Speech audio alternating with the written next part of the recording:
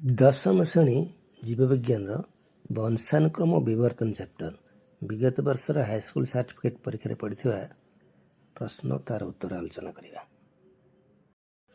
ମେଣ୍ଡେଲଙ୍କ ଦୁଇ ସଂକରଣ ପରୀକ୍ଷାରେ F2 ଗଛଗୁଡ଼ିକରେ ଦେଖାଯାଉଥିବା ମଞ୍ଜି ସଂଖ୍ୟାର ଅନୁପାତ କେତେ?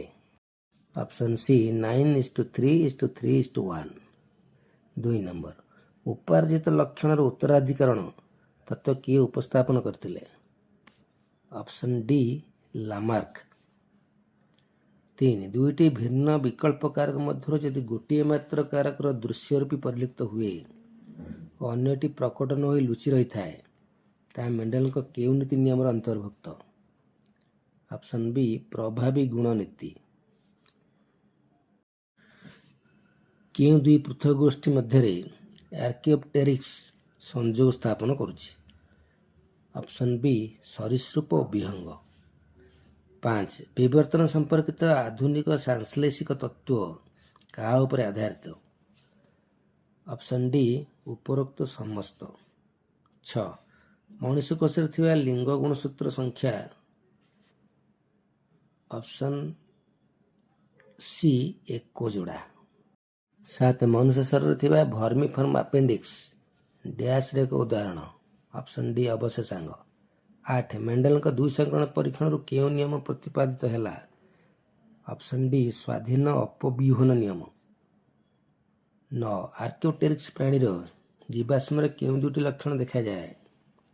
ଅପସନ୍ ଡି ସରୀସୃପ ଓ ବିହଙ୍ଗ। 10. ଅନୁବଂଶ ବିଜ୍ଞାନର ଜନକ କିଏ? Option A Gregor Johann Mendel. 11. Capital T ପ୍ରଭାବୀ ଓ ସ୍ମଲ ଟି ଅପ୍ରଭାବୀ କାରକ ହୋଇଥିଲେ ମେଣ୍ଡେଲଙ୍କ ନିୟମ ଅନୁସାରେ କେଉଁଟିରୁ 50% ଅପ୍ରଭାବୀ ଗୁଣ ବିଶିଷ୍ଟ ଅପତ୍ୟ ଜନ୍ମ ନେବେ? 11. Option D right answer.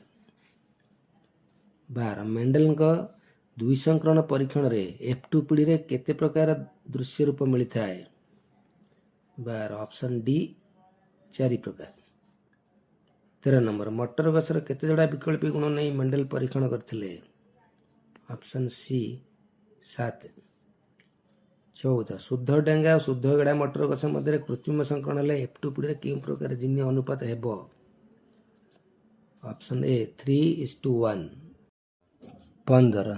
ଯଦି କ୍ୟାପିଟାଲ ଟି ଡେଙ୍ଗା ଗୁଣ ଓ ସ୍ମଲ ଟି ଗେଡ଼ା ଗୁଣକୁ ସୂଚାଏ ତେବେ କେଉଁଟି ଶୁଦ୍ଧ ଡେଙ୍ଗାକୁ ସୂଚାଇବ?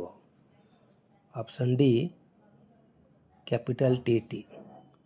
16. ପ୍ରାୟ 20 ନିୟୁତ ବର୍ଷ ପୂର୍ବେ ଆଫ୍ରିକାରେ ମଣିଷର ଦୂର ପୂର୍ବଜ କ'ଣ ଥିଲା?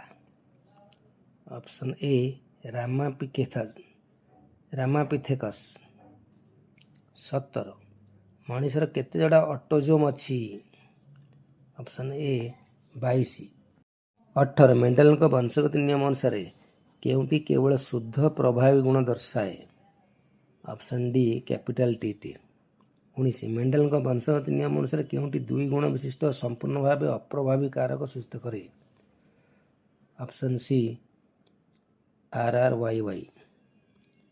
20. ଜିନ୍ର ନାମକରଣ କିଏ କରିଥିଲେ? Option B ଜୋହାନସେନ୍। 21. ମଟର ଗଛର କେତେ ଯୋଡ଼ା ଗୁଣସୂତ୍ର ଥାଏ?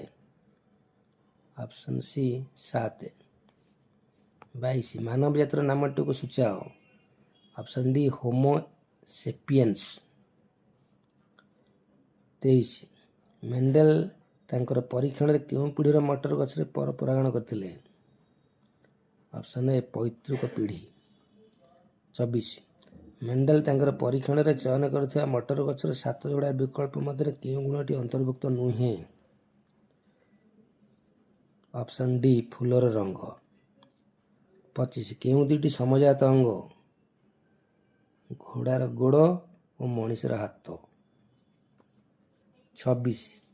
ମଣିଷ ଡିମ୍ବାଣୀର ଗୁଣସୂତ୍ର ସଂଖ୍ୟା କେତେ? Option B 22+X। 27. ମଣିଷ ଡିମ୍ବାଣୀର ଅଟୋଜୋମ୍ ସଂଖ୍ୟା କେତେ? Option D 22।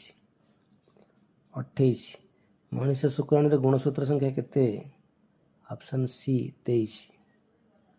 29. ଶୁକ୍ରାଣୁର ଗୁଣସୂତ୍ର ସଂଖ୍ୟା କେତେ? Option A N। 30 କନ୍ୟା ସନ୍ତାନ ଜନ୍ମ ନେବା ପାଇଁ ଶୁକ୍ରାଣୁର କେଉଁ ଗୁଣସୂତ୍ର ଦାୟୀ? Option A X. 31 ମଣିଷର 23 ଯୋଡ଼ା ଗୁଣସୂତ୍ର ମଧ୍ୟରୁ କେଉଁଟି ସ୍ତ୍ରୀ ଲୋକଙ୍କର ଲିଙ୍ଗ ଗୁଣସୂତ୍ର? Option A X X.